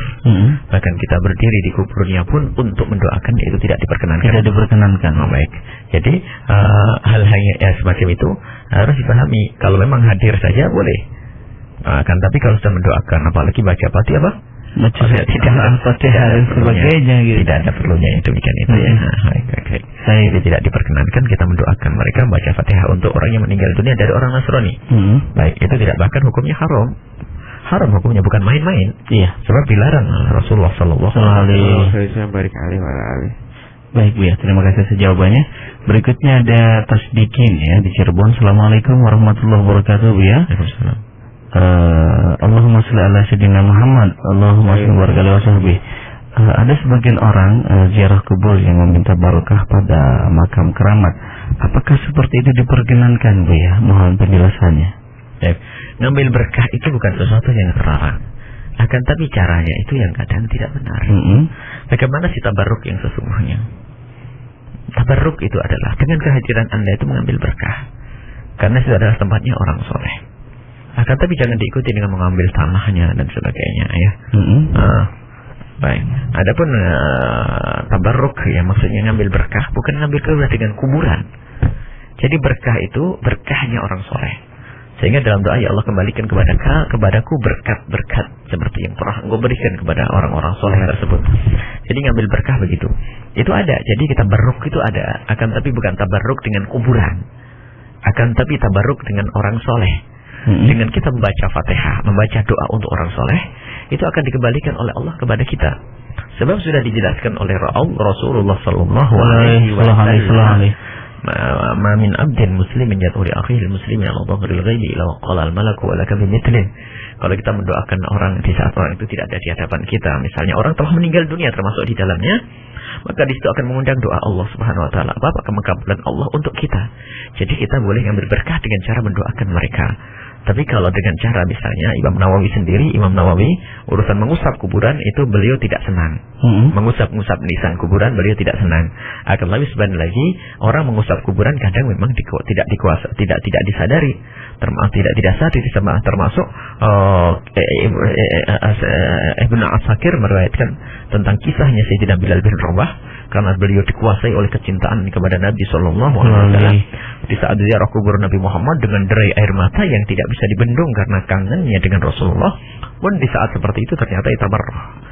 Sayyidina Bilal bin Rabah dengan tangannya beliau itu adalah langsung menempel ke kubur Nabi sallallahu alaihi wasallam, dan ternyata hal yang demikian itu bukan sesuatu yang aneh bagi Sayyidina Umar bin Khattab yang menyaksikannya, termasuk Sayyidina Abu Bakar As-Siddiq yang menyaksikannya, karena dia dikuasai kecintaannya. Akan tapi memang harus ada batasan-batasannya. Sebab yang menjadi masalah ini orang awam itu rupanya datang di situ tidak doa, dia hanya mengambil tanahnya saja. Ini musibah ini. Jadi Anda datang berdoa saja, tidak usah membawa tanah dan sebagainya. Bahkan sampai ini mungkin ya mohon maaf, Anda harus meminterkan masyarakat kita. Dipikir orang yang meninggal dunia itu butuh bunga saja. Ada orang tuh, aku titip bunganya. Ngirim bunga kok. Sampai ke kuburan tuh hanya naruh bunga. Doa enggak dipakainya. Naruh bunga apa itu? Memang bunga itu mungkin bisa saja disamakan dengan jarit ya, dengan pelepah kurma ya. Selagi itu tidak kering akan menjadi sebab ya diampuni oleh Allah Subhanahu wa taala. Akan tapi yang bermasalah itu ke situ hanya naruh bunga saja. Bahkan kadang-kadang saya nggak sempat titip loh ya, nanti belikan di sana, aku taruh di situ. Jadi ada kirim bunga. Ya padahal kirim doa dibarengi dengan bunga sebagai mengikut apa yang dilakukan Nabi dengan jarit ada. Jadi yang disunnahkan sebetulnya jarit. Dan bahkan bukan jaritul korma. Kalau bisa kita pelepah kelapa. Ini perlu mohon diingatkan nanti kalau kita ke kuburan orang, memakamkan orang, kita disunahkan untuk pakai pelepah kurma. Ditancapkan begitu tuh sunnah. Bisa diganti dengan kelapa dan yang lainnya. Karena apa? Selagi ini masih basah, ia akan meminta akan ampun kepada ini. Jadi boleh kita membawa nanti dari rumah kita. Kalau perlu kita nanam kurma sebanyak-banyaknya, agar kita kalau ada orang meninggal kita ambil pelepahnya. Kelapa bisa diganti. Yang lain-lainnya bisa. Jadi sebuah bebasahan yang sekiranya itu. Makanya sampai ulama mengatakan rumput yang ada di kubur itu makruh untuk dicabut. Karena selagi dia bebasah, maka ia akan mendoakan orang yang ada di ya, itu saja. Jadi itulah kesulitan. Minta ngambil masuk berkah adalah Anda berdoa, ziarah itu nanti akan kembali kepada ada berkahnya orang tersebut. Allah baik. Iya. Terima kasih atas jawabannya, dan kami harus break terlebih dahulu. Dan sahabatku, jangan kemana tergara dengan inspirasi Spirit Hati.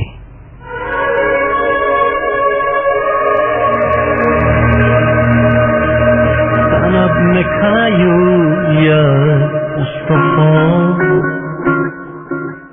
Munaf Medina ya Mustafa, best of the man you ya Mustafa, true trustee ya Mustafa, Mustafa. أنت النبي الأمين وسيد المرسلين رحمة للعالمين جئت بالحق اليقين.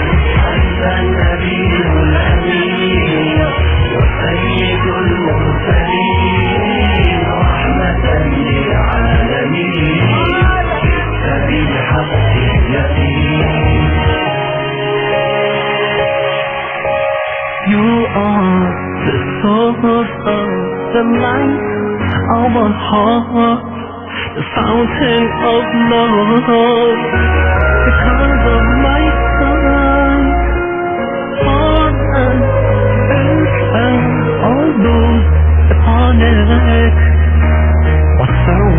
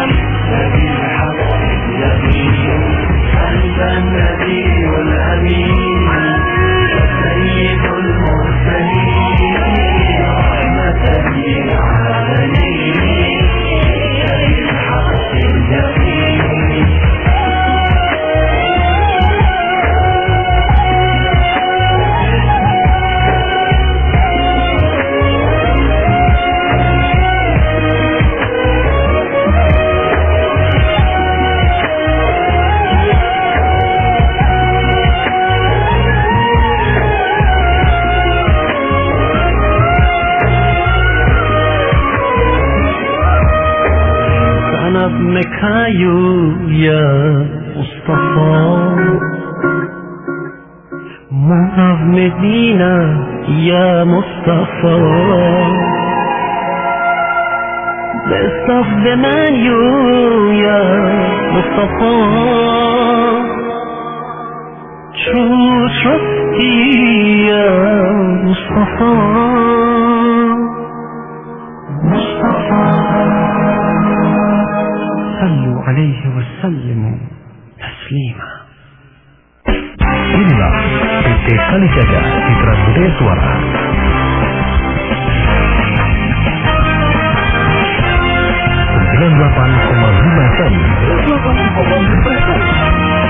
KCGL Radioku, inspirasi spirit hati. Inspirasi spirit hati.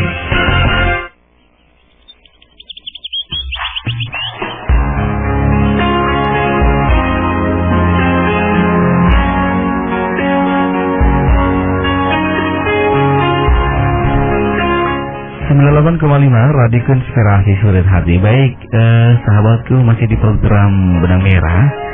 Saat ini pukul 6:49 kebersamaan kita 11 menit ke depan. Namun line telepon harus ditutup terlebih dahulu, sahabat ya.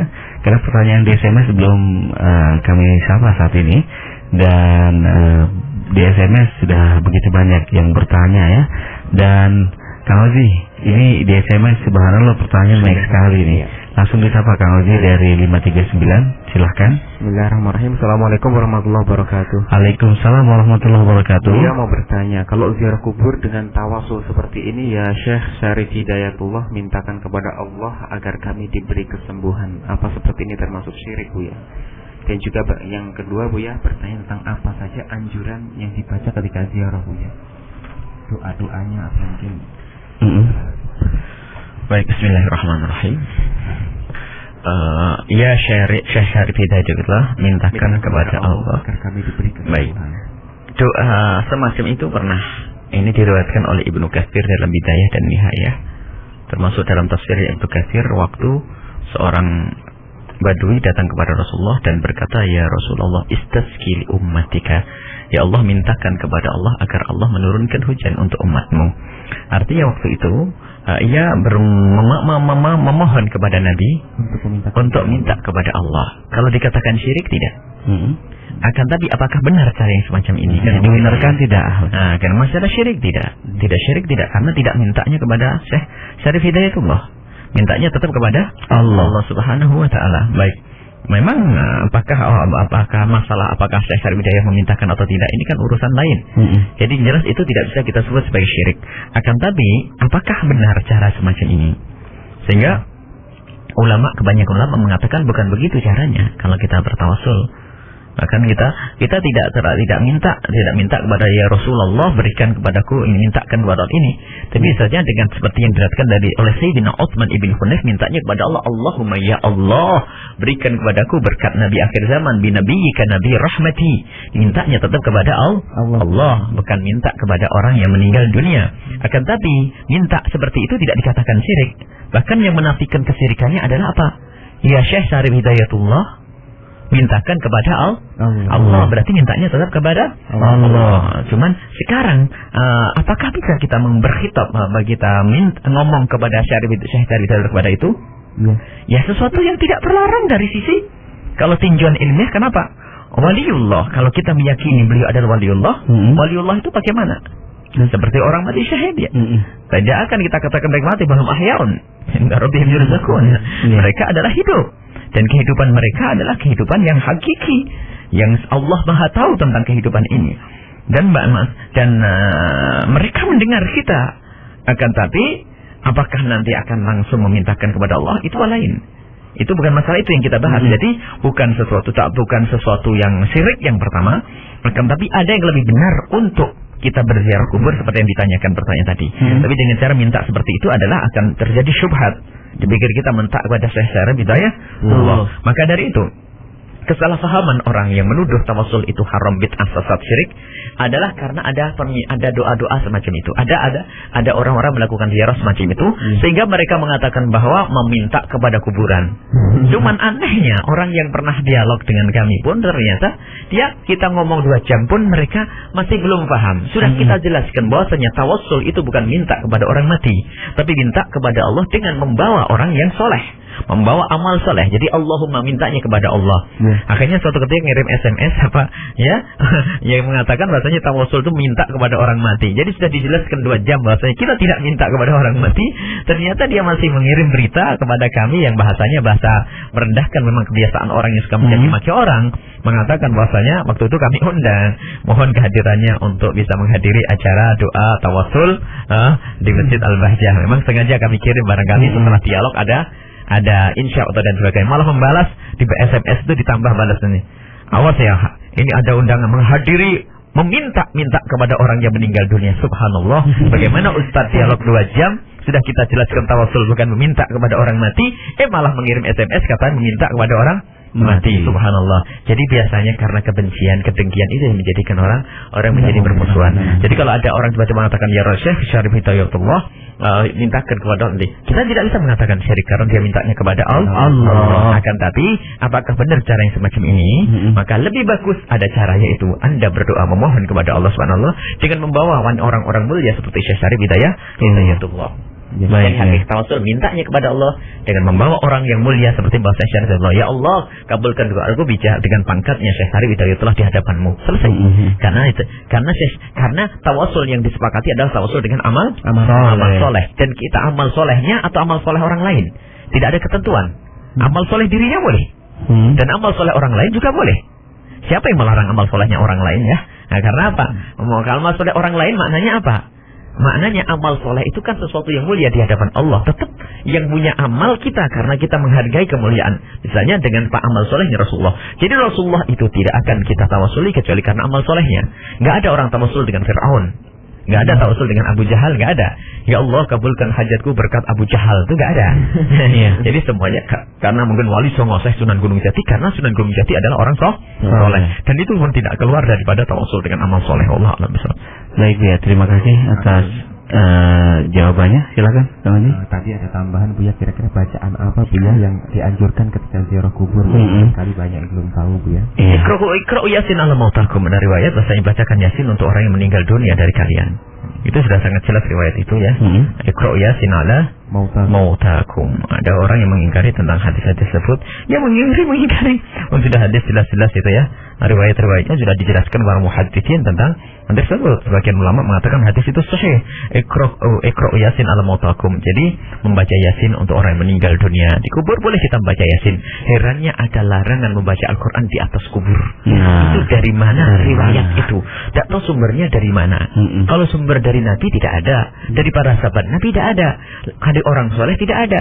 Jadi kalau dari sahabat Nabi dan dari Nabi tidak ada larangan membaca Al-Quran di atas kubur, sumbernya dari mana ini? Ya kan? Masa kita harus ngomong sumbernya dari iblis kan ya? Tidak mungkin. Dan kita tidak dilarang. Anda boleh membaca Quran di mana saja. Baik di atas kubur atau di luar kubur. Kalau perlu di dalam kubur kalau bisa baca. Artinya apa? Membaca Al-Quran di mana saja. Hanya ada kemakruhan membaca Al-Quran di tempat-tempat yang kotor. Itu misalnya di WC dan sebagainya itu. Tapi membaca Al-Quran di atas kubur, apalagi tadi ada riwayat Iqra'u Yasin ala mautakum ya. Membaca Yasin. Kemudian membaca salam seperti yang diajarkan Rasul kepada kita, Assalamualaikum ala diyaril mu'minin ya. Dan seterusnya yang sudah kita baca tadi. Jadi mendoa Assalamualaikum, mengucapkan salam ya. Assalamualaikum ala diyaril mu'minin wa inna insyaallah bikum lahikun. Insyaallah kami akan menyusul kalian semuanya. Itu kemudian Anda membaca doa-doa yang banyak. Kemudian kita pakai. Jadi ini ada murakkab, apa namanya? Amalan-amalan yang murakkab, yang amalan-amalan yang dikumpulkan dalam ziarah kubur.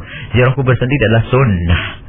Kemudian tawasul dengan orang soleh adalah juga sunnah. cara berdoa yang bagus. Kemudian yang ketiga adalah menghadiahkan pahala untuk orang meninggal dunia adalah juga ada. Jadi adalah untuk amalan baik di atas amalan baik. Cuman permasalahan mereka itu adalah subhanallah, mulai dari ziarah kuburnya dipangkas. Pertama mengingkari tentang menghadiahkan pahala. Di saat naik lagi menghadiahkan pahala membaca Al-Quran untuk orang mati. Kemudian baca Al-Quran di atas kubur, melarang tawasul, melarang ziarah kubur. Terus kita suruh ngapain kan begitu ya? Ini kadang padahal sudah jelas datang dari riwayat dari Nabi SAW, pendidikan Nabi SAW. Itu sangat jelas, tidak usah kita bingung dalam hal-hal yang semacam itu. Wallahu a'lam bishawab. Baik, terima kasih Bu ya. Nah, bahasa istilahnya tahlil itu, selama ini kan tahlil misalnya baca kulullah, kulul falak, kulul nas, kemudian baca ayat alif lam mim, baca al-fatihah, kemudian baca amanah rasul ya, ayat kursi, itu hal-hal yang bagus urusan tahlil itu. Karena apa? Itu ada riwayat dari Nabi SAW, misalnya ayat akhir surat Baqarah dengan surat Al-Fatihah. Itu kan disebut Nuraini dalam hadis yang diriwayatkan oleh Imam Muslim. Absyir bin Nuraini ya Muhammad, wahai Rasulullah, ada malaikat yang berkata, bergembiralah dengan dua cahaya. Wa mahuma? Apa itu dua cahaya kata Rasulullah? Khawatimul Baqarah tiba Al-Fatihah, surat Al-Fatihah, pungkasan surat Al-Baqarah, amanah Rasul sampai akhir, dan surat Al-Fatihah. Maka harfan minha illa wa utita. Engkau tidak akan membaca satu huruf dari itu semua kecuali menjadi sebab dikabul doamu. Jadi kalau kita pengen berdoa, baca itu agar dikabul doa kita. Bukankah tadi kita mendoakan orang meninggal? Nah, sudah ditambahi dengan itu, maka itu menjadi sebab dikabul doa kita. Subhanallah. Baik, ya, terima kasih atas jawaban yang telah disampaikan, dan waktu memang sudah di penghujung acara Bu ya. Silahkan ditarik kesimpulan dan tutup dengan doa. Kesimpulannya adalah sangat sederhana, bahwasanya ziarah kubur disepakati, tidak ada ulama yang berbeda tentang ziarah kubur, dan tidak ada perbedaan ya. Ziarah kubur tidak ada perbedaan kubur di luar kota atau di dalam kota. Kubur Nabi dan bukan Nabi. Yang jelas disunnahkan ziarah kubur selesai. Kemudian ziarah kubur bagi wanita pun diperkenankan. Hanya yang perlu dijelaskan adalah tentang adab-adab dan akhlaknya saja. Kemudian masalah apa yang dibaca di kuburan itu pun juga masalah tawasul akan kita bahas. Dulu sudah pernah kita bahas, memang perlu diulang. Karena kadang ada orang-orang yang datang dan meragukan tentang tawasul, menghadiahkan pahala dan sebagainya. Itu kesimpulannya adalah ziarah kubur adalah sangat jelas, termasuk ziarah kubur Nabi sallallahu alaihi wasallam. Jadi kalau kita ingin ziarah kubur, pergi ke Madinah, ingin ziarah kubur, bukan sesuatu yang terlarang. Sebagian orang mengatakan bid'ah, la tusaddur rihalu illa salat masjid. Dari mana hadis itu saja? Sudah salah paham, ramai lagi yang nanya. Itu sudah salah paham. Bukan berbicara tentang kubur hadis itu. Ya. Nabi Muhammad bercerita tentang masjid. Tidak perlu ente memaksakan diri datang ke masjid kecuali di saat engkau bernazar untuk datang ke 3 masjid.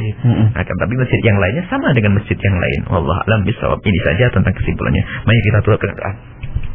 Bismillahirrahmanirrahim. Alhamdulillahirabbil alamin. Ala sayyidina Muhammad wa sayyidina Muhammad. Amin. Allahumma hdina fi man hadait. Amin ya Allah. Amin. Allahumma ya rabbana. Allahumma hdina fi man hadait wa afina fi man afait wa tawallana fi man tawallait wa barik lana fi ma atait wa qina syarra ma qadait. Allahumma ya Allah, berikan kami bimbingan dan petunjuk-Mu. Ihdinas siratal mustaqim. Iyyaka na'budu wa iyyaka nasta'in. Kepada-Mu ya Allah kami mengabdi menyembah, kami beribadah, akan tapi kami tidak akan bisa melakukan itu semua kecuali dengan bantuan-Mu. Maka berikan kepada kami pertolongan-Mu ya Allah. Ya Allah, muliakan kami di dunia dan muliakan kami di akhirat. Ya Allah, seperti Kau sambungkan kami di dunia dengan orang-orang soleh, maka sambungkan kami dengan orang-orang soleh yang telah meninggal dunia ya Allah. Ya Allah, dan kumpulkan kami kelak di surga bersama kekasih-Mu Nabi Muhammad. Jauhkan kami semua dari bid'ah, jauhkan kami dari kemungkaran, jauhkan kami dari syirik, jauhkan kami dari kesesatan ya Allah. Wahai Zat yang Maha Tahu, berikan kepada kami pengampunan-Mu di dunia dan di akhirat ya Allah. Ya Allah, Engkau tidak perlu menyiksa kami ya Allah, dan di akhirat jangan siksa kami dan ampuni guru-guru kami, orang tua kami. Berikan kasih sayang kepada mereka semua, mudahkan segala urusan kami, tambahkan kami yang baik dan sembuhkan. Yang punya hutang, mudahkan kami dalam bayar hutang, berikan kepada kami umur panjang dalam bertaatan serta sehat walafiat. Berikan kepada kami semua husnul khatimah, mati dalam keadaan iman, dan jadikan ucapan kami di akhir hayat kami adalah kalimat agung dan mulia. La ilaha illallah Muhammadur Rasulullah. Rabbana atina fid dunya hasanah wa qina adzabannar. Wa sallallahu ala sayyidina Muhammadin wa ala alihi. Al-Fatihah. A'udzu billahi minasyaitonir rajim. Bismillahirrahmanirrahim. Alhamdulillahirabbil alamin. Iyyaka na'budu wa iyyaka nasta'in. Ihdinas siratal mustaqim. Siratal ladzina an'amta 'alaihim ghairil maghdubi 'alaihim. Amin. Baik, terima kasih kepada guru kita yang telah mengisi di program Benang Merah di kesempatan pagi hari ini, dan semoga memberikan manfaat untuk kita semua, menambahkan wawasan pemahaman kita, dan kita akan sambung kepada Allah dan Sayyidina Muhammad selalu, dan kita akan berziarah kubur dengan benar ya. Tadi sudah dijelaskan oleh guru kita Bu Yaya. Baik, Kang Aziz, terima kasih pagi hari ini sudah menemani Haji Ramadan di program Benang Merah, dan kami harus pamit dari ruang dengar. Mari kita tutup dengan doa kepada majelis. Subhanakallahumma wa bihamdika asyhadu an la ilaha illa anta astaghfiruka wa atubu ilaik. Wassalamualaikum warahmatullahi wabarakatuh.